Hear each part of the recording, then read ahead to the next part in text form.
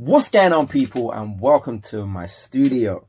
If you're new around here, this will be a quick look into, where I operate, where I do most of my mixes, all my recording. And if you've been subscribed since last year, then this is my update, because I've got a few new bits and pieces, like that bad boy there, that's behind the red cups. By the way, no food or drink in the studio, okay? Okay, so let's start with the PC. This is the same case as last year, but we got brand new components inside. I got a new motherboard, new CPU, new RAM. It's like a brand new machine, but I kept the same case because I kind of like the case. On top of that, we got some tests. You all know what those tests are for. In the UK, unfortunately, you still need to do a test to do a lot of things.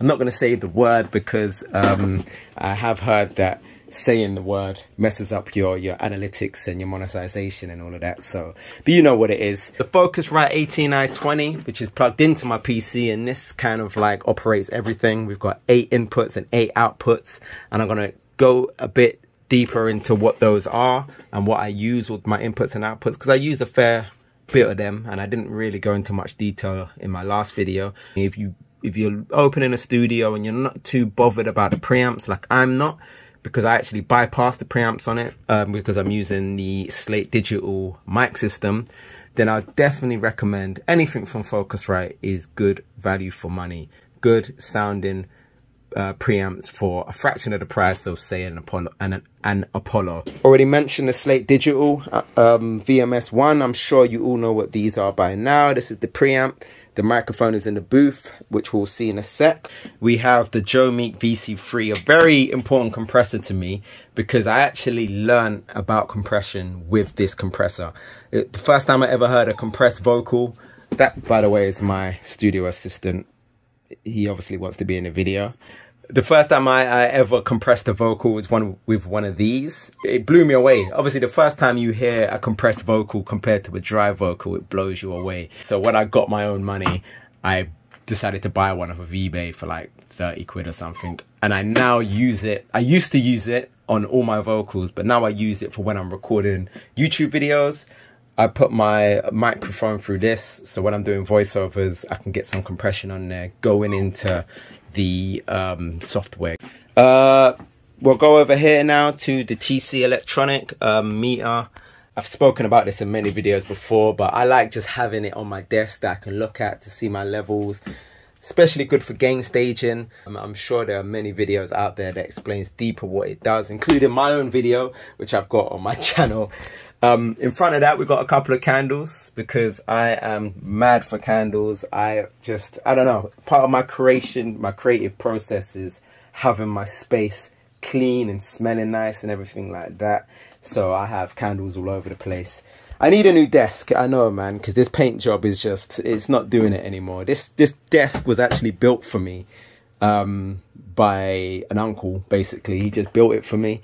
To the size that I wanted, and it's done the job all these years, but it is soon time to get an actual desk, a professional looking desk, because it is a little bit ghetto, but we are a bit ghetto around here, so it doesn't even matter. We got Psyduck, overseeing the studio sessions as always.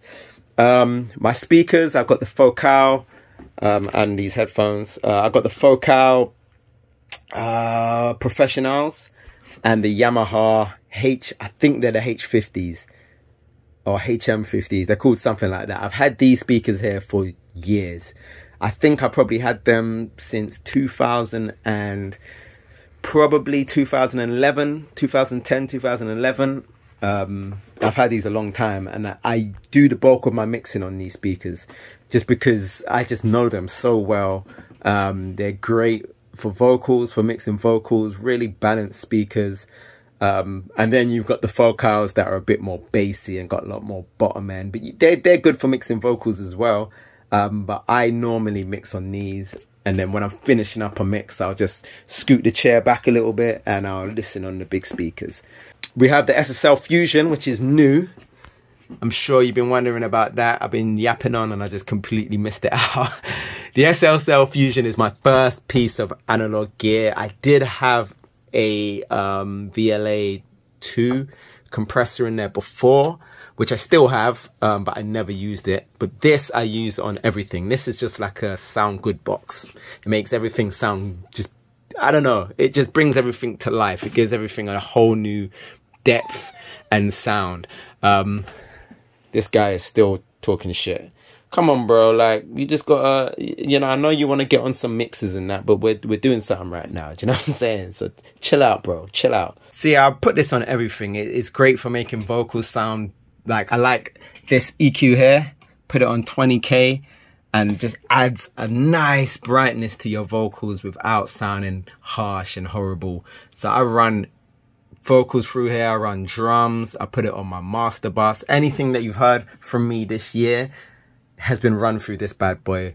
I love it. It's my biggest purchase yet in this studio, but definitely worth the money. So of course, I'm running 2 monitors here. We've got a touchscreen monitor down here, which I don't actually use the touchscreen feature on. If anyone knows where I can get a monitor that sits like this, like a tabletop monitor that sits like this, let me know, because I do want to upgrade this monitor, but I want it to sit just like that one is, because the resolution on this screen isn't great. It's not a great monitor because of its touchscreen. But I just like the way that you can have it slanted like that, sitting like that. So if anyone knows or can send me a link to a good monitor that can sit like that, I would appreciate it. This is how I usually run my monitor setup. I usually have the console one on the top monitor there. This screen is a little bit tilted. There you go. I'll have the console one on the top monitor. It's still slanted. There you go. That's straight, right? So yeah, I'll have the console one on the top monitor. Or sometimes I would like put some Dragon Ball Z on mute, just, I don't know, just to get a little vibe going while I'm mixing. And then on the bottom screen I'll have Pro Tools, you know, you can swap windows and that. Console one, I'm not going to talk too much about the console one. I know you're sick of me talking about it, but the console one is right there with a little keyboard, which I actually need to get a new keyboard, because I bought it because I just wanted a small keyboard that would fit in that little space there. But I've come to realize that I do need a keyboard with the numpad, because there are a lot of shortcuts that live on the numpad that I can't use because of I don't have a numpad. Next to it here we have the Stream Deck. I know I said I was going to do a video on the Stream Deck, and I haven't yet, but now I have a little camera stand. It's possible, so I'm definitely going to do one soon, because you can do a lot of cool things, and I do a lot of cool things with the Stream Deck, so I would like to do a video on there as soon as possible. The mouse, which is a trackball, you know, not really much to say. Trackballs are cool because you can put them in a small space like that, and you don't need to worry about moving your whole hand around. You can just have it sitting there with very minimal effort. Not that moving a mouse takes much effort, but you know, when you've not got enough space to do proper mouse movements. No one knows how to use this though. When I have people come here and they're like trying to search something on YouTube, man, they struggle with that. This is the microphone I use for my voiceovers when I'm doing recording YouTube videos. This is what I record my voice through. This is the Audio-Technica AT4040. I don't think they make this model anymore, but these are really good mics. These are really good all-round mics. They sound good on a lot of variety of different vocals. So if you're building a home studio, I definitely recommend one of these microphones. Other alternatives are like Rhodes and things like that, but I can actually vouch for this microphone. It's done a solid job for me for a long time, and it's a really good microphone, and I've kept it just like the Joe Meek. It has a lot of sentimental value to me, so you know, I just like to have it around. Next to it we have the Mackie Big Knob, which is always a bit suspect to say, you know, I have a big knob. Let me move these cups. We have the Mackie Big Knob, and this is like, it's quite an important part of the studio because all of my monitors run through this and all of my other inputs run through this. So for example, should I turn off the flash? let's just say it like this. So as you can see, it says DAW there. That is anything that's running through the PC. If I want to hear the computer, I push that button in. Oops, not 2-track A is my referencing. So again, I'm going to go through all my inputs and outputs on my Focusrite in a second. Track 2B is my PlayStation, and phono is an aux lead, which is actually broken. That channel is actually broken. And then you have the monitor select. So A is the Yamahas, B are the Focals, and C is this shitty little speaker here, which is what I test my mixes out on. Make sure they sound good on this bad boy. If the mix sounds good on this little speaker here in mono, then I know that I'm on the right track. Button to talk back. So if you want to talk to the person who's in the booth, there's a little microphone there, and that allows them to hear us. That allows us to speak to them. And also we have down here a little foot pedal. So when other people want to speak to them, because it was getting to a point where people kept saying, press the button so I could speak to him, and it was getting annoying. So if you push this foot pedal down, you can see the lights come on. You can see the talkback activate, so people can do it their bloody selves. We have some hand sanitizer there, many hand sanitizers, card machines, etc, etc. Another candle back there. I don't know if you've seen my last video and you saw what my wires look like down there before. I'll put a little picture up right now. There are still a few more wires, but you got to admit it looks a lot better than what it did before. There's my PlayStation over there. Yeah, it looks a lot cleaner than it did before. A very handy little table here that I bought. It's a fold-up table, so I can, when I'm doing recording sessions, I'll fold that up and just put it to the side. But when I'm mixing, I'm here on my own. That's where I put my drinks or whatever. Got a little bottle of water there. Some notepads, which are very important parts of having a studio. Taking notes is a boring and unglamorous part, but it is quite important as well. I like to know where I am, what I'm doing. I'll listen through a demo mix and I'll take notes, and then I'll listen through the reference mix. I'll take notes just so I can know where I'm heading and what kind of direction I want to go with the mix. That table is one of my favorite purchases of the studio. I won't lie to you, it's so handy. So handy. We have the lights, which are all strips. They are from Govee, I think is the brand.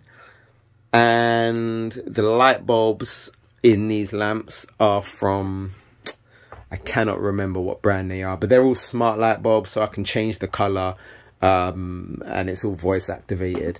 I have a Google Home like behind this speaker here, which probably is spying on me and telling the feds everything I talk about, but I like having it there. It's quite handy, I guess, and obviously I can control all my plugs and all of my lights, even if it is selling my data to big corporations. I don't care. On the walls here we have acoustic panels. I made 4 of these acoustic panels. The bass straps in the corner. I remember when I did the video on the TC electronic meter, and I said about I would buy the DIY, and the only negative comment I've ever gotten on a video is someone on that video there called me a faker because I didn't know how to do DIY, and I called myself a sound engineer. Well, guess what, buddy? I made some bass traps, so talk to me nice, you get me? You can tell which ones I've made. They're like a slightly different color to the ones on the walls. I bought the ones on the walls from a shop in Mitcham. I think they're still there. They're called like SRU Installations, and they will make you these bass traps at any size. So I've got, you know, this one's a little bit thinner. These ones are the biggest ones on these walls. I made that bass trap as well, actually. As you can see, I had to keep the dog out because he was being a whiny little bitch. But that's where he usually chills and kind of gives me some advice on the mix, and, like, you know, does a little bit of tea. He makes the coffees and makes the tea. He's a good assistant, and he's really good at rough mixes as well. That was a good dad joke right there. Underneath the couch we have some storage boxes. This is where I have, you know, this is like a man box with all like batteries in it and stuff like that. But this is where I keep all my extra leads, all nice and tidied and properly stored. Keep safe. Cool. So I think that's everything in the main room. I don't think there's anything else to show you. We've got like a little electric heater there that's wall mounted, and we've got a TV which is actually never been on. It's only been on once, and if you watch Michael Dapper's series Swill, some of it was filmed in here, and there's actually a scene where they're playing FIFA on this TV. So if you want to see a rare moment of that TV being on, check out Michael Dapper's series Swill, and it's filmed in here, and you'll see that TV in use. Otherwise, anyone can vouch that TV is not ever been on. Something that I never showed you last time is this little kind of corridor, because it is a little bit ghetto. You know, my cupboard down there is not painted or anything. We've got like wires. I was gonna put CCTV up there, and I just never got around to doing it. So there's like just wires hanging. They're not live, they're disconnected. But yeah, this is the little passage to the booth, and the booth is here. Another wire there, and the booth is here. And you can hear instantly the difference in your voice being in here then. So that's why you have soundproofing. That's why you have this foam all over the walls. Now, if I was to do this again, and if I was to build this studio again, I probably wouldn't use this foam. Like, it does a job, but I don't know, you probably can't hear, but I can hear. There is like a frequency that really bothers me in this room. Like, it's a bit of a ring. It's got a bit of a ring to it. It could be the window, it could be the door, but I reckon, you know, I could have treated this room a little bit better. But hey ho, this is the Slate mic. The lighting's a bit shit in here. That's the Slate microphone. We have Bosch. We have these headphones here. They are really durable headphones. I think they're what are they called? They're called biodynamic. It's like an industry standard headphone, very durable. You can throw these about a little bit and it won't break. And we have this little mixer here, which I installed because I wanted the artist to be able to control their own levels. So if they want the beat louder, they can turn this. If they want their vocals louder, they can turn this. And then the overall sound is this. And this is all plugged into these panels down here.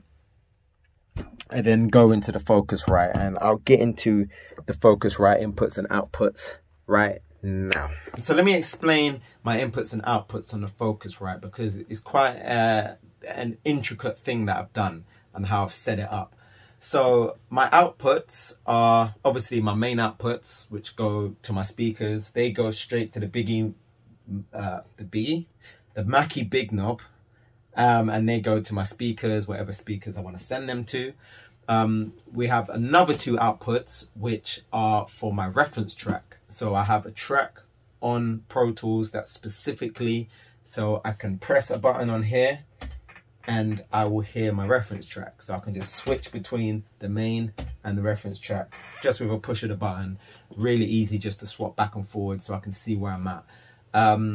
Then I have two outputs which go to the SSL Fusion, of course. That way I can send out whatever source I want to the SSL Fusion, then that goes into an input on the Focusrite. I have two outputs which runs to the Mackie Big Knob and then to the headphones. And the reason why we run it through the Mackie Big Knob first is so that we can use the talkback mic. If I just run it straight to the headphones, you wouldn't be able to use that talkback mic. So it runs through that and then to the headphones. And then we got another two. In fact, that's wrong. It runs to this and then to the little mixing desk on that table. It runs to channel 1. So that way I can put an auxiliary that sends it out of those two outputs, and I'll put that on the beat on the backing track, so that way they can control the backing track. And then I have another two outputs that go doesn't go to the Mackie Big Knob. I know it's getting a bit confusing, but goes to that mixing desk on channel 2, and that's where the vocals will be on. So the artist can turn up their vocals in their headphones if they want. And then do I have any other outputs? I don't think I do. That might be the last of the outputs. Or is it? Yeah, pretty sure it's the last of the outputs. And then my inputs are, of course, a microphone, which is on input 3. We have the 2 SSL Fusion inputs. And that's it for inputs. I do have other microphone inputs in the thing that I can use, so I didn't actually show you. But in the booth, there's a panel, and I'll cut to it now. And on that panel, you have mic 1, mic 2, mic 3, and when I'm ready, I can just go behind there and plug in the mics. And if for whatever reason I want to have more mics in there, I probably never will. But my the philosophy that I was going with when building this studio was, if I don't want to one day want to put 2 microphones in there and can't. Do you know what I'm saying? So it's better to have the option. And yeah, I think that's it in terms of the Focusrite. It is a little bit confusing, but it makes sense to me anyway. And it just makes everything a little bit more and it did take me a long time to hook it all up, but I'm glad I did, because things like that make a big difference to everyone's experience. My experience when I'm mixing, like the reference thing is so handy. And also people recording, you know, they don't want to keep saying to me, "I'll just turn it up a little bit." No, you can just do it your damn self. So yeah, that was my studio. It was a little bit of a quick tour, but there was no need for me to make it too long, because I don't have that much new stuff to last time, I'll admit. But next year, I've got a good feeling about this year. So next year, I'm definitely going to expand, get a new desk maybe. This desk it's time to go. I love it, you know, but it is time to go. You know, there's some other pieces of equipment that I want to buy. So hopefully this year we can really set it off and I'll be able to afford all of those nice things. But if you're new to this channel, this is the first time you've watched one of my videos, then please hit subscribe. If you like the video, press like. Let me know what you think of my studio. Let me know how you think I can improve it, maybe what kind of equipment I should be getting, what kind of videos you want to see from me next as well. I always take your suggestions into consideration. And yeah, I'll see you guys next time. Peace.